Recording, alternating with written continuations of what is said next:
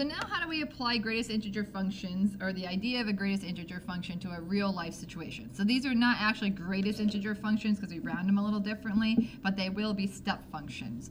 So if we think about in real life, a cell phone company charges by the minute, not by the second. So when you're paying a rate for a cell phone company, they charge by the minute, and they charge, say, 45 cents per minute or any part of the minute for exceeding the number of minutes allotted in each plan. So this is kind of like your data plan. Draw the graph that represents the situation. So we're going to call x the minutes, and f of x is going to be the charge. Okay, so we're going to go minutes down here, and we're going to label them from 1 to 7. I'm going to go every other line so that it's nice and easy to read.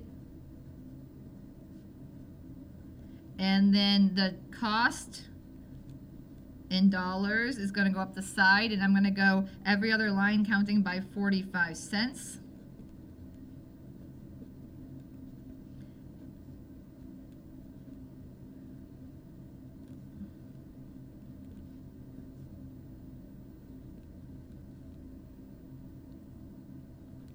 Right, and now we're going to think about, we put in, I'm sorry for this type equation here, but if it costs anywhere from 0 to 1 minute, we're going to pay 45 cents for the charge. Anywhere from 1 to 2 minutes, we're going to pay 90 cents. From 2 to 3, we're going to pay $1.35. From 3 to 4, we're going to pay $1.80. From 4 to 5, we're going to pay $2.25. And from 5 to 6, we're going to pay $2.70. Okay, so then we got to think about graphing this. Anywhere from 0 to 1 is costing 45 cents. So we have all of this in between here is 45 cents. But we got to think about where to put the open circle, or where the non-included. At 0 minutes, we're not going to be paying anything because we're not using anything extra. So that's where we're not paying. That's the open circle. At 1 minute, we would be paying the 45 cents. So that's the closed circle.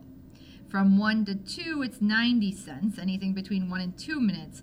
At 1 minute, we said we were paying 45 cents, so that's not going to be 90 cents. It's going to be 45. At 2 minutes, we are going to pay the 90. So notice how the lollipops, or the open circles, are going the opposite way in this problem than they were on the greatest integer. So then it's going to be open, going over to the next minute, and then closed. Open, going over to the next minute, and then closed, and then open, going over the next minute, and closed. So that is the graph of the charge for the cell phone. Okay, and if we think about the domain on this function, the x values can only be its time, so they could have to be greater than or equal to 0, because we can't have negative time.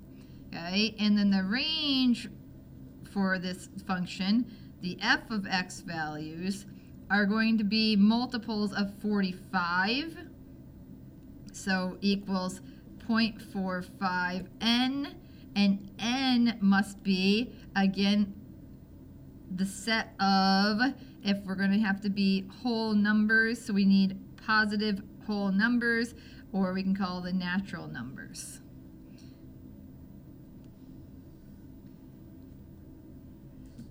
So the next problem is the same idea, except we have a parking garage that's charging $4 for the first hour and $1 for each hour after. So we're going to do hours, and we're going to do 0, 1, 2, 3, 4, 5, 6, 7 again. And we know we're going to go cost 1. We're going to start, let's start at 1, 2, 3, 4, 5, 6, 7, 8, 9, 10, 11, 12, 13, 14. So if we park between 0 and 1 hours, it's going to cost $4.